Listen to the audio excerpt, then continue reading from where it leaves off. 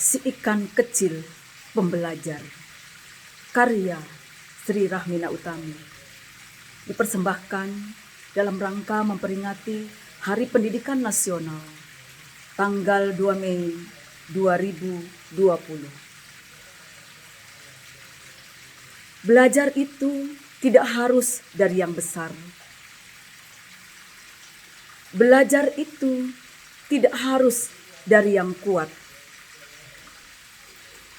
Besar namun lemah, maka akan kandas. Karena sesungguhnya besar dan kuat itu bukan menjadi ukuran untuk mendapatkan makna pembelajaran.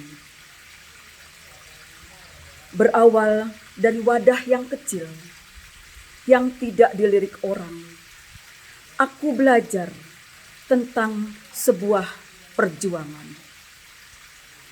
Arti sebuah kerja keras, dan arti sebuah semangat pantang menyerah.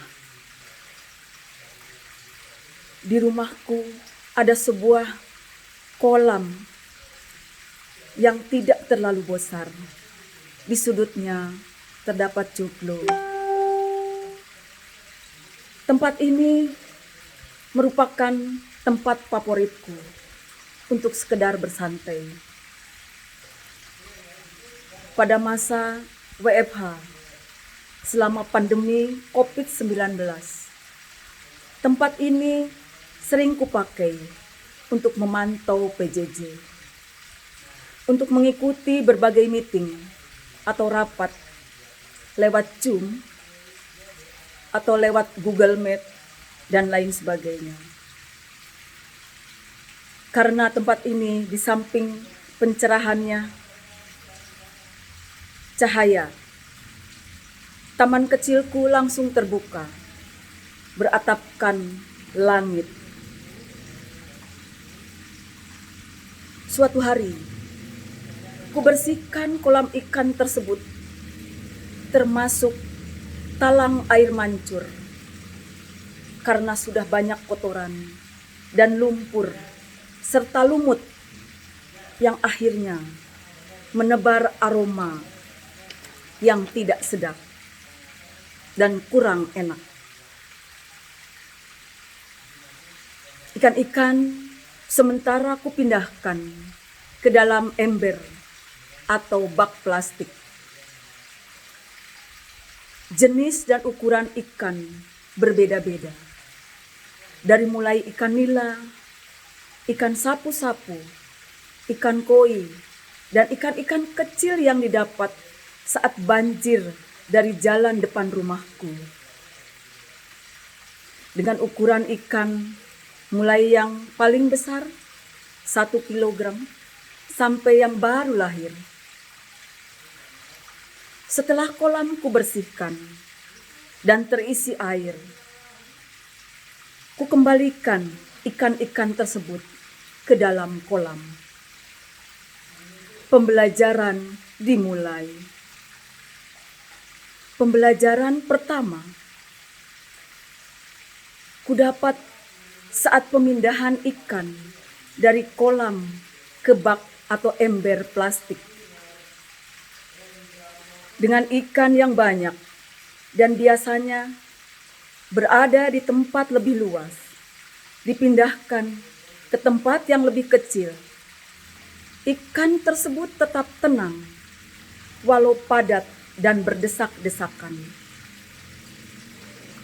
Mereka berbagi, mereka bertoleransi, dan tidak ada gesekan, tidak saling mengganggu, tetap mengikuti irama kehidupan yang ada. Pembelajaran kedua. Setelah ku kembalikan ke kolam ikan, langsung ikan-ikan tersebut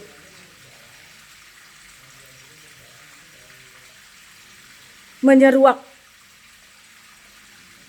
masuk ke dalam kolam dengan tempat dan keadaan yang lebih luas, bisa bebas berenang ke sana kemari, berkumpul dengan komunitas yang cocok mengambil tempat, yang dirasa nyaman. Dan ada yang asik menyendiri. Ada yang berenang bebas, menghampiri yang bergerombol ataupun yang menyendiri. Pembelajaran ketiga. Ini yang sangat menggelitik dan menyita perhatianku, sehingga aku terus memperhatikan keadaan ini. Ada satu ikan di antara ikan yang lain, yang ukurannya sangat kecil. Bahkan kuperhatikan ikan ini ukurannya paling kecil dibanding dengan ikan lainnya. Yang membuatku kagum dan terpana, serta ku mampu meneteskan air mata atas apa yang dilakukan, yaitu ikan menghadapi tantangan yang sangat besar dan berat dengan tegar, pantang menyerah, dan terus mencoba dengan menghadapi aliran air mancur yang memancar tajam dan sangat deras karena baru dibersihkan. Ikan yang lain lebih banyak menghindar atau menjauh dari air mancur tersebut. Ada yang lewat pinggir, ada yang lewat bawah. Artinya yang lain mencari aman dan mencari kenyamanan. Namun ikan kecil yang satu ini sangat berbeda. Dia tidak menghindari tantangan dan rintangan dari sumber derasnya air mancur. Dengan berani, dia menghadapi, walau badannya terhempas sampai miring, namun kemudian mengulang kembali, mendatangi sumber air mancur tersebut berkali-kali. Karena kondisinya yang sudah melemah dan sudah miring, serta mengkhawatirkan, kupindahkan si ikan kecil ini ke tempat yang lebih tenang dan lebih bisa irama airnya lebih kecil, jauh dari sumber air mancur. Namun yang membuatku kaget dan tertegun, karena ikan tersebut dengan keadaan miring badannya menghampiri kembali sumber air itu dan kembali terhempas kencang, terus berulang-ulang sampai ku tersadar. Sudah 2 jam aku memperhatikan ikan tersebut dan ikan itu terus mengulanginya. Pembelajaran keempat. Setelah beberapa jam kemudian, aku melihat ada 5 ekor ikan mati.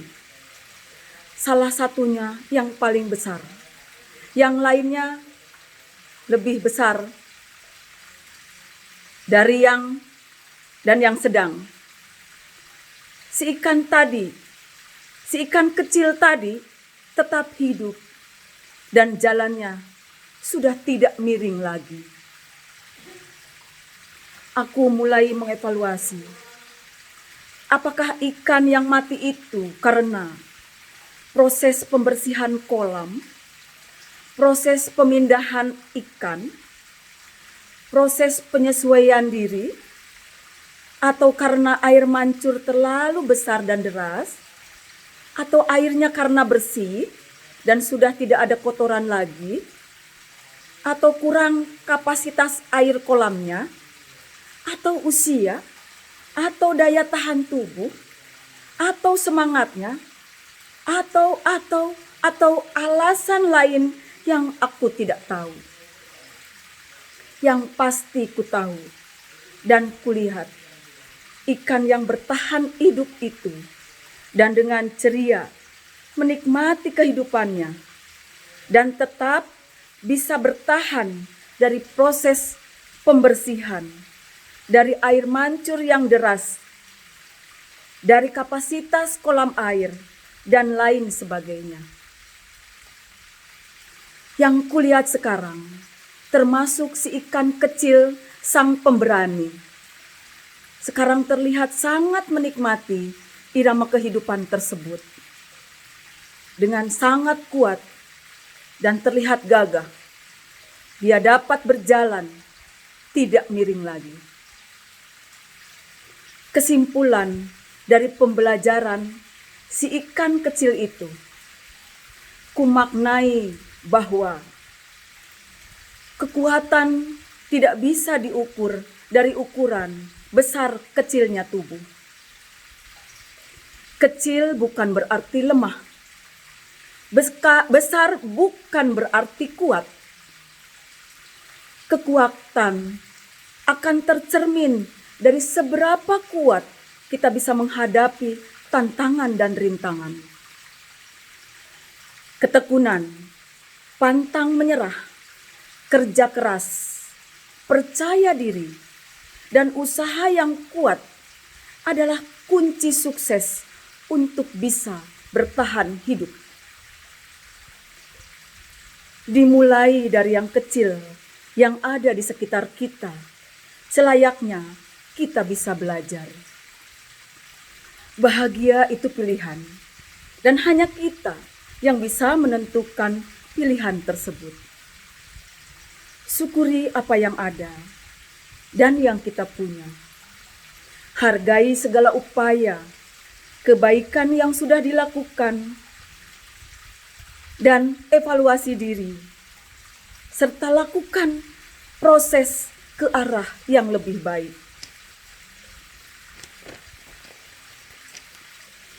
Kisah ini ditulis dan disampaikan berdasarkan realita pengalaman nyata yang kulakukan dalam rangka WFH dan monitoring PJJ dari rumah, di rumah saja. Dan kita bisa dari rumah. Kita bisa dari rumah dan bisa dari rumah saja. Semoga cerita tadi mendapat tempat di hati Bapak Ibu sekalian dan bermanfaat untuk kita semua, serta bermanfaat untuk kebaikan. Jangan lupa selalu tersenyum dan jangan lupa untuk bahagia. Terima kasih. Billahi taufiq wal hidayah. Wassalamualaikum warahmatullahi wabarakatuh. Sri Rahmina Utami, Kepala SMA Negeri 77, Jakarta.